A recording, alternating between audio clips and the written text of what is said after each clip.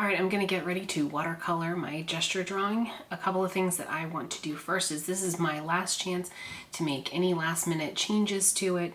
So I'm going to take one last look at the proportions and make sure they're exactly what I want them to be.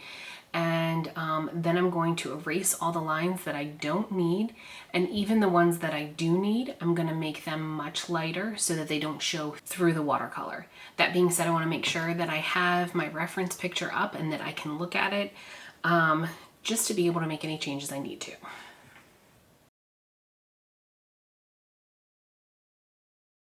Here's a really important factor. I want to make sure that the areas of paint that I'm working on different areas at different times. I don't want to work on two places next to each other, because even as I start to glaze, I don't want them to bleed into each other. So don't paint next to something unless it's dry, just to keep in mind.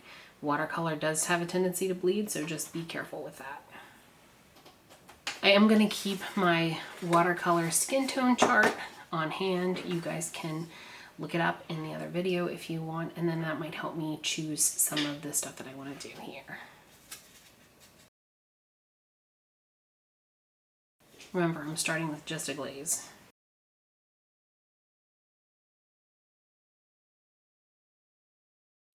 You can always go back and make it darker, but it's a whole lot harder to go back and make it lighter. Keep in mind that if it is still wet and you do need to make it lighter, you can just dab it with your paper towel or whatever, and that'll help to soak up some of the pigment.